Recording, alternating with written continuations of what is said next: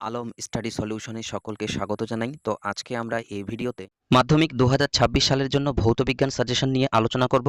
তো আজকে আমরা দেখব তোমাদের ভৌতবিজ্ঞান বইয়ের পঞ্চম অধ্যায় অর্থাৎ আলো অধ্যায়টি থেকে মাধ্যমিক 2026 এর জন্য কি কি আসতে পারে। তো ভিডিওটি শুরু করার পূর্বে তোমাদের জন্য বলে রাখি যে ইতিপূর্বে তোমাদের জন্য পরিবেশের জন্য ভাবনা, গ্যাসের আচরণ এবং তাপের ঘটনাসমূহ থেকে সাজেশন দেওয়া হয়ে গেছে। ভিডিওটি না দেখা থাকলে এই ভিডিওর ডেসক্রিপশন চেক করো, সেখানে লিঙ্ক দেওয়া থাকবে, সেখান থেকে ভিডিওটি দেখে নেবে। তো চলো শুরু করা যাক। প্রথম প্রশ্ন, অবতল কিংবা বলতে পারে উত্তল দর্পণের ক্ষেত্রে ফোকাস দূরত্ব ও বক্রতা ব্যাসার্ধের মধ্যে সম্পর্ক প্রতিষ্ঠা করো। এই কোশ্চেনটাই অন্যভাবে দেওয়া যেতে পারে যে দেখাও যে গোলীয় দর্পণের ক্ষেত্রে R=2f।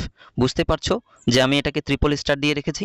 এই কোশ্চেনটা কিন্তু তোমাদের আসন্ন মাধ্যমিক 2026 এর জন্য খুবই গুরুত্বপূর্ণ হতে চলেছে। প্রশ্ন নম্বর 2, আলোর প্রতিসরণ সংক্রান্ত সূত্রগুলি লিখো এবং দ্বিতীয় সূত্রের গাণিতিক রূপটি লিখো। কিংবা অনুরূপভাবে এই প্রশ্নটিকে দেওয়া যেতে পারে যে আলোর প্রতিসরণ সংক্রান্ত স্নেলের সূত্রটি লিখো এবং এর গাণিতিক রূপটি উপস্থাপন করো। স্নেলের সূত্রটি কোন ক্ষেত্রে প্রযোজ্য হয় না। 3 নম্বর প্রশ্ন, প্রিজমের মধ্য দিয়ে আলোর প্রতিসরণ ঘটলে তার চ্যুতিকোণের রাশিমালা নির্ণয় করো। অথবা এই কোশ্চেনটাকে দেওয়া যেতে পারে দেখাও যে প্রিজমের মধ্য দিয়ে সাদা আলো প্রতিসৃত হলে তার চ্যুতিকোণ delta = I1 plus I2 minus A. তো এই যে কোয়েশ্চেনটা, এই কোয়েশ্চেনটাও তোমাদের জন্য কিন্তু ভেরি ভেরি ইম্পর্টেন্ট। তো তোমাদের জন্য বলে রাখি, তোমরা যারা মাধ্যমিক ভৌতবিজ্ঞানে কমপক্ষে 75, 80, 90 এরকম টার্গেট নিয়ে পড়ছো, তাদেরকেই বলি যে তোমরা কিন্তু এই সাজেশনটির পুরো সাজেশনটি ফলো করতে হবে তোমাদেরকে। কিন্তু তোমরা যারা মনে করো যে তোমাদের পক্ষে এত কোয়েশ্চেন পড়া সম্ভব নয় বা এত নম্বর তোমাদের পক্ষে আদৌ তোলা সম্ভব নয়, অর্থাৎ তোমরা যদি মনে করো যে তোমাদের 50 কিংবা 60 এরকম নম্বর পেলেই হয়ে যাবে, তাহলে তোমরা যেখানে 3টে স্টার দেখতে পাচ্ছ কিংবা 2টো স্টার দেখতে পাচ্ছ সেই কোয়েশ্চেনগুলো অবশ্যই পড়বে, আর একটি স্টার যেগুলোতে রয়েছে সেই কোয়েশ্চেনগুলো তোমরা স্কিপ করতে পারো। তো দেখা যাক পরবর্তী কোয়েশ্চেন। 4 নম্বর প্রশ্নে বলা হয়েছে কোনো লেন্সের আলোক কেন্দ্র বলতে কি বোঝো। Very very important question. 5 নম্বর কোয়েশ্চেন, অতিবেগুনি রশ্মি, এক্স রশ্মি, গামা রশ্মি এর 2টি করে ব্যবহার এবং একটি করে ক্ষতিকারক প্রভাব উল্লেখ করো। তো তোমাদের এই অতিবেগুনি রশ্মি, এক্স রশ্মি, গামা রশ্মি একসঙ্গে দিবে না, যে কোনো একটা দিয়ে বলতে পারে এর 2টি ব্যবহার এবং একটি ক্ষতিকর প্রভাব উল্লেখ করো। প্রশ্ন নম্বর 6, একটি উত্তল লেন্সের ফোকাস এবং আলোক কেন্দ্রের মাঝে কোনো বস্তুকে রাখলে যে প্রতিবিম্ব গঠিত হয় তার অবস্থান, বৈশিষ্ট্য, চিত্রসহ আলোচনা করো। এই কোয়েশ্চেনটাকে অন্যভাবেও দেওয়া যেতে পারে, আমি সেগুলো লিখে দিয়েছি, তোমরা একবার করে দেখে নেবে। 7 নম্বর প্রশ্ন, কোনো উত্তল লেন্সের 2f দূরে বস্তুকে রাখলে সেই বস্তুর প্রতিবিম্বের অবস্থান এবং বৈশিষ্ট্য, চিত্রসহ আলোচনা করো। এর একটি ব্যবহারিক প্রয়োগ উল্লেখ করো। তো এই কোয়েশ্চেনটাকেও অথবা দিয়ে এইভাবে দেওয়া থাকতে পারে, তো তোমরা কোয়েশ্চেনটা দেখে নিবে।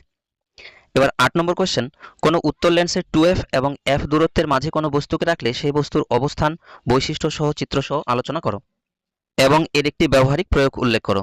তো তোমাদের জন্য এই যে 7, 8 এবং 6 নম্বর এই যে কোয়েশ্চেন 3টে বলা হলো, এই 3টি কোয়েশ্চেনের মধ্যে কিন্তু অবশ্যই একটি কোয়েশ্চেন আসবে। এবার 9 নম্বর কোয়েশ্চেন, একটি আলোক রশ্মির ঘন মাধ্যম থেকে লঘু মাধ্যমে প্রতিসৃত হলে কি ঘটবে এবং এক্ষেত্রে চ্যুতিকোণের মান কত হবে। 10 নম্বর কোয়েশ্চেন, একটি আলোক রশ্মি লঘু মাধ্যম থেকে ঘন মাধ্যমে প্রতিসৃত হলে এক্ষেত্রে চ্যুতিকোণের মান কত হবে। তো তোমরা এই যে প্রতিষ্ঠিত লেখা আছে, এটা আসলে প্রতিসৃত হবে, প্রিন্টিংটা মিস্টেক হয়ে গেছে। তো এই দুটো কোয়েশ্চেনও কিন্তু যথেষ্ট ভালো কোয়েশ্চেন, যে লঘু মাধ্যম থেকে ঘন মাধ্যমে গেলে চ্যুতিকোণের মান কি হয় বা কি ঘটে, এবং ঘন মাধ্যম থেকে আলোক রশ্মি লঘু মাধ্যমে প্রতিসৃত হলে কি ঘটে এবং চ্যুতিকোণের মান কি হয়, এগুলো কিন্তু অবশ্যই ভালো করে পড়বে। 11 নম্বর কোয়েশ্চেন, আলোক রশ্মির কৌণিক চ্যুতি বলতে কি বোঝো। কোন বর্ণের আলোক রশ্মির চ্যুতি সবচেয়ে বেশি এবং কোন বর্ণের আলোক রশ্মির চ্যুতি সবচেয়ে কম। 12 নম্বর কোয়েশ্চেন, উত্তল লেন্স, অবতল লেন্স এর মুখ্য ফোকাসের সংজ্ঞা দাও চিত্রসহ, কিংবা বলতে পারে ফোকাস দূরত্ব বলতে কি বোঝো। 13 নম্বর কোয়েশ্চেন, উত্তল লেন্সকে অভিসারী লেন্স এবং অবতল লেন্সকে অপসারী লেন্স বলার কারণ কি। অনুরূপ প্রশ্ন, যে উত্তল লেন্সের অভিসারী এবং অবতল লেন্সের অপসারী ক্রিয়াটি চিত্রসহ ব্যাখ্যা করো। খুবই ইম্পর্টেন্ট কোয়েশ্চেন। 14 নম্বর কোয়েশ্চেন, উত্তল দর্পণ কিংবা অবতল দর্পণ এর মুখ্য ফোকাসের সংজ্ঞা দাও। 15 নম্বর কোয়েশ্চেন, সরল ক্যামেরা দ্বারা উৎপন্ন বস্তুর প্রতিবিম্বের বৈশিষ্ট্য লিখো। Very very important question. 16 নম্বর কোয়েশ্চেন, একবর্ণী আলো ও বহুবর্ণী আলো বলতে কি বোঝো, কিংবা তোমাদেরকে বলতে পারে যে তুমি একবর্ণী আলো ও বহুবর্ণী আলোকে কিভাবে পৃথক করবে। 17 নম্বর কোয়েশ্চেন, আলোর বিচ্ছুরণ বলতে কি বোঝো? আলোর বিচ্ছুরণের একটি প্রাকৃতিক দৃষ্টান্তের উদাহরণ দাও। খুবই ইম্পর্টেন্ট কোয়েশ্চেন। 18 নম্বর কোয়েশ্চেন, ফাঁপা প্রিজমের মধ্য দিয়ে সাদা আলোর বিচ্ছুরণ ঘটে না কেন? অবশ্যই ইম্পর্টেন্ট কোয়েশ্চেন। 19 নম্বর কোয়েশ্চেন, রৈখিক বিবর্ধন বলতে কি বোঝো? এর একক কি?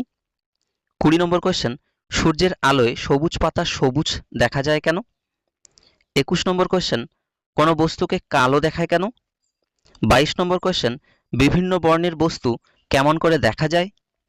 23 নম্বর কোয়েশ্চেন, কোনো মাধ্যমের প্রতিসরাঙ্ক আলোর বেগের উপর কিভাবে নির্ভর করে? Important question. 24 নম্বর কোয়েশ্চেন, কোনো মাধ্যমের প্রতিসরাঙ্ক বলতে কি বোঝো? 25 নম্বর কোয়েশ্চেন, মায়োপিয়া বা হ্রস্ব দৃষ্টি বলতে কি বোঝো? ওর সঙ্গে দেওয়া থাকতে পারে এই ধরনের ত্রুটি কিভাবে সংশোধন করা যায়। 26 নম্বর কোয়েশ্চেন, অসীমে অবস্থিত কোনো বিস্তৃত বস্তুর অবতল দর্পণ কর্তৃক গঠিত প্রতিবিম্ব দর্পণের সামনে কোথায় গঠিত হবে? প্রতিবিম্বটির একটি বৈশিষ্ট্য উল্লেখ করো। Very very important question. 27 নম্বর কোয়েশ্চেন, আপেক্ষিক প্রতিসরাঙ্ক ও পরম প্রতিসরাঙ্ক বলতে কি বোঝো? এর মধ্যে সম্পর্ক কি? কোনো মাধ্যমের আপেক্ষিক প্রতিসরাঙ্ক কোন কোন বিষয়ের উপর নির্ভর করে? আমাদের আজকের এই পর্বটি ভালো লেগে থাকলে ভিডিওটিতে অবশ্যই একটা লাইক কমেন্ট করবে, বন্ধুদের মাঝে ভিডিওটি শেয়ার করে দেবে। এরকম আরও নিত্য নতুন হেল্পফুল ভিডিও পেতে আলম স্টাডি সলিউশন চ্যানেলটি সাবস্ক্রাইব করে পাশে থাকবে। তো দেখা হচ্ছে নেক্সট ভিডিওতে। ভালো থাকো, সুস্থ থাকো। সম্পূর্ণ ভিডিওটি দেখার জন্য অসংখ্য ধন্যবাদ।